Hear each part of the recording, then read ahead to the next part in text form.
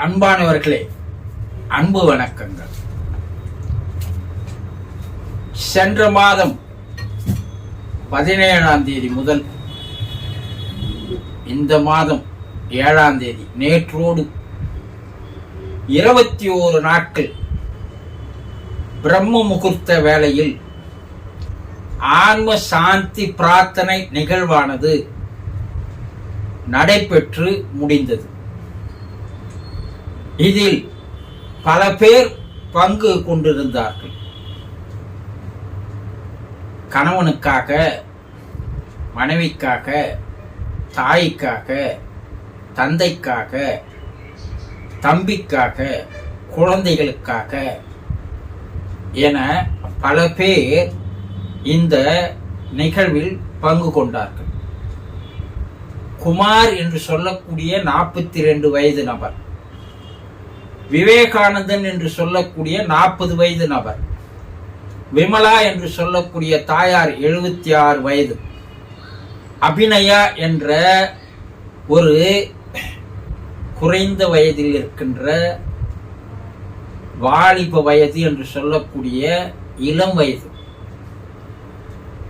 Shojo John என்று சொல்லக்கூடிய 55 வயதான நபர், அஸ்வதி என்று சொல்லக்கூடிய சிறு குழந்தை 8 வயது குழந்தை, விஜயா நாகராசன் என்று சொல்லக்கூடிய 72 வயது நபர், விஷ்ணு என்று சொல்லக்கூடிய 70 வயது நபர், மாரி செல்வம் என்று சொல்லக்கூடிய 72 வயது நபர், மாடசாமி என்று சொல்லக்கூடிய 59 வயது நபர்.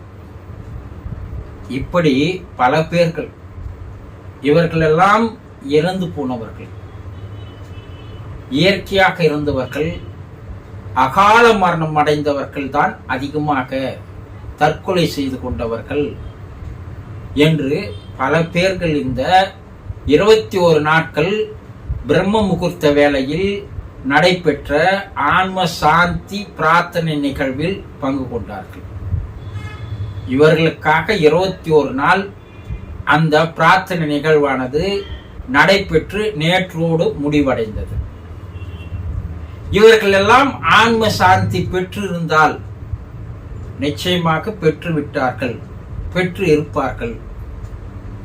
ஏனென்றால் 21 நாட்கள் தொடர் நிகழ்வு அவர்களுடைய மனவேதனைகளை, அவர்களுடைய கவலைகளை, பிரிவை, துக்கத்தை, துயரத்தை, அவர்களுடைய மனதை அமைதிப்படுத்துகின்ற வேலை. அப்படி அமைதிப்படுத்தி அவர்களை ஆன்ம சாந்தி அடைய வைத்திருக்கிறோம். அடுத்து இந்த மாதம் 17ஆம் தேதி பௌர்ணமி அன்று அடுத்த ஒரு நிகழ்வு ஆரம்பிக்க இருக்கிறது.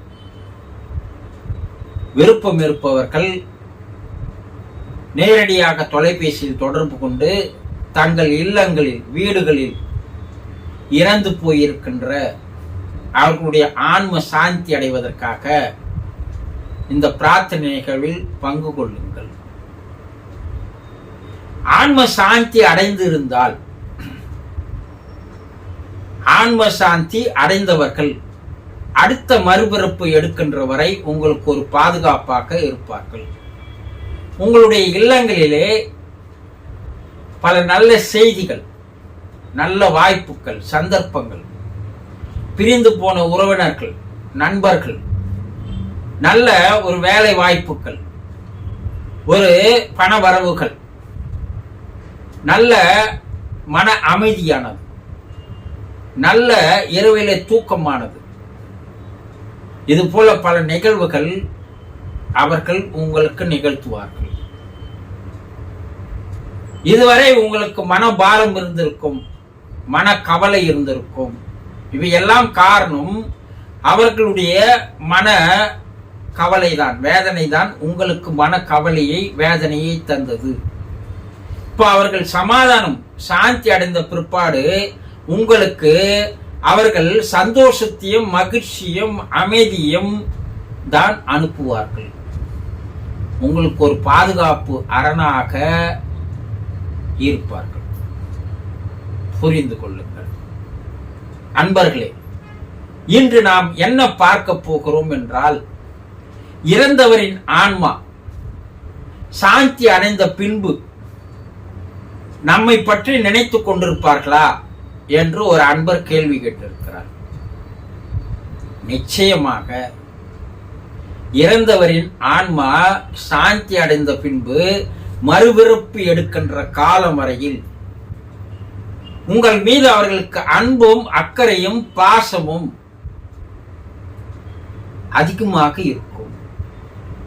அவர்களுடைய ஆசியும் அருளும் உங்களுக்கு கிடைத்த வண்ணமாக இருக்கும். அவர்கள் உங்களை சுற்றி ஒரு பாதுகாப்பு கவசமாக இருந்து கொண்டிருப்பார்கள்.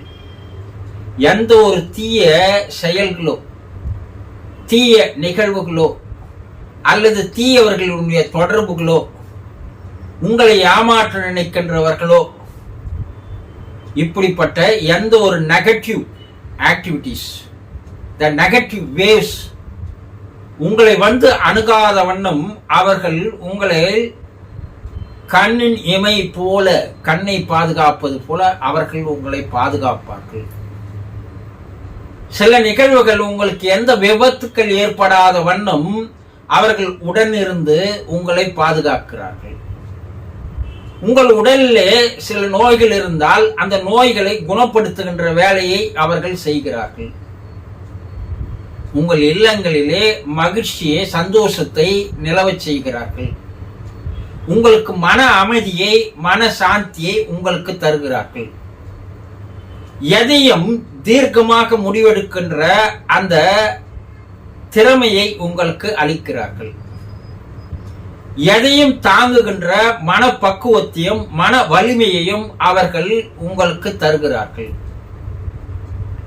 எந்த பிரச்சனைகள் வந்தாலும் அந்த பிரச்சனையிலிருந்து விடுபடுவதற்கு சூட்சுமமாக அவர்கள் உங்களுக்கு உதவி செய்கிறார்கள். உங்கள் இல்லங்களில் நல்ல நிகழ்வுகளை நடத்துவதற்குண்டான சந்தர்ப்பங்களை, சூழ்நிலைகளை, வாய்ப்புகளை அவர்கள் ஏற்படுத்தி தருகிறார்கள். உங்களுக்கு எந்த குறைகள் இருந்தாலும், குழந்தை செல்வம் இல்லாத குடும்பமாக இருந்தால் குழந்தை செல்வத்தை உருவாக்குகிறார்கள். அல்லது சரியான வேலை வாய்ப்பு இல்லாத இருந்தால் அதற்குண்டான சூழ்நிலைகளை, சந்தர்ப்பங்களை, வாய்ப்புகளை அவர்கள் ஏற்படுத்தி தருகிறார்கள். ஒரு இறை நிலையில் அவர்கள் இருக்கிறார்கள். ஆன்ம சாந்தி அடையாத வரை அவர்கள் பல பிரச்சனைகளில் இருந்தார்கள். உங்களை விட்டு பிரிந்து போன துக்கம், அந்த பிரிவை தாங்கிக் கொள்கின்ற மனப்பக்குவம் இல்லாமை, அவர்கள் மனக்கவலையிலேயே இருந்த காரணத்தினால் அவர்களுடைய மன எண்ண அலைகள் என்னென்ன நினைத்ததோ அதெல்லாம் வந்து உங்களை தாக்க செய்தது. இப்ப அவர்கள் மன அமைதி அடைந்தார்கள். மனம் அமைதி அடைவதற்குண்டான செயல்களைத்தான் இந்த 21 நாட்கள் நடைபெறுகின்ற பிரம்ம முகூர்த்த வேளையில் நடைபெற்ற ஆன்ம சாந்தி பிரார்த்தனை நிகழ்வு அவர்களை மனசாந்தி அடைய செய்தது. இப்ப அவர்கள் அந்த துக்க வலையிலிருந்து, கவலையிலிருந்து, வேதனையிலிருந்து விடுபட்டு வந்த பிற்பாடு ஒரு தெளிவோடு இருந்து கொண்டு மறுபிறப்பு எடுக்கின்ற வரை உங்களுக்கு, உங்களுடைய குடும்பத்தினருக்கு என்னவெல்லாம் செய்யலாம், எந்த நன்மைகளை எல்லாம் செய்யலாம், அவர் உடனிருந்த போது எதையெல்லாம் செய்ய ஆசைப்பட்டாரோ, எதையெல்லாம் செய்ய முடியாது போனதோ அதையெல்லாம் அங்கிருந்து அவர் உங்களுக்கு செய்கின்றார். குழந்தையாக இருந்தால் அந்த குழந்தை மறுபடியும் உங்கள் வீட்டில் வந்து பிறப்பதற்கு இறைவனிடம் வேண்டுதலை வைத்து அந்த குடும்பத்திலேயே வந்து பிறக்கின்ற சூழ்நிலையை அவைகள் பெற்றுவிடுகின்றன. அகால மரணத்தில் இருக்கின்ற அந்த ஆன்மாக்கள் சாந்தி அடைந்தவுடன் அவ்வளவு சீக்கிரத்தில் அது சாந்தி அடைவதில்லை. ஆனால் 21 நாள் தொடர் பிரார்த்தனையால் அவர்களுடைய மனமும் சாந்தி அடைய செய்வதால் அவர்களும் உங்களுக்கு ஒரு வழிகாட்டியாக, பாதுகாப்பாக இருக்கிறார்கள். ஆக அவர்கள் மறுபிறப்பு எடுப்பது 3 மாதமோ 6 மாதமோ 1 வருடமோ 2 வருடமோ கூட ஆக்கலாம். ஆனால் அவர்கள் அந்த கீழ்நிலை உலகத்திலிருந்து மேல்நிலை உலகத்திற்கு மாற்றப்படுகிறார்கள். ஆன்ம சாந்தி அடைந்தவுடன் ஒரு உயர்நிலையில் அவர்கள் செல்லுகிறார்கள். இப்போ உயர்நிலையில் அவர்கள் அங்க இருக்கின்ற புனித ஆத்மாக்களோடு, உயர்நிலை ஆத்மாக்களோடு பழகுகின்ற வாய்ப்பு அவர்களுக்கு கிடைப்பதால் உங்களுக்கு என்னென்ன செய்ய முடியும் என்ற ஒரு தெளிவை அவர்கள் பெறுகிறார்கள். அதனால் உங்கள் குடும்பத்திற்கு தேவையான அனைத்து சுபிட்சமான வேலைகளை அவர்கள் மேலிருந்து, இறை நிலையிலிருந்து, தெய்வ நிலையிலிருந்து அவர்கள் உங்களுக்கு செய்கிறார்கள். அது சிறிது சிறிதாக அந்த மாற்றங்கள் உங்களுக்கு வர ஆரம்பிக்கும். ஆக ஆன்ம சாந்தி அடைந்தவர்கள் மறுபிறப்பு எடுக்கின்ற வரை உங்களுக்கு ஒரு பாதுகாப்பு கவசமாக, உங்களை பாதுகாத்துக் கொண்டிருக்கின்ற ஒரு நல்ல ஆத்மாவாக, புனித ஆத்மாவாக இருந்து செயல்பட்டு கொண்டிருப்பார்கள் என்பதில் உங்களுக்கு எந்த விதமான சந்தேகமும் தேவையில்லை. புரிந்து கொண்டீர்களா? சந்தோஷம்.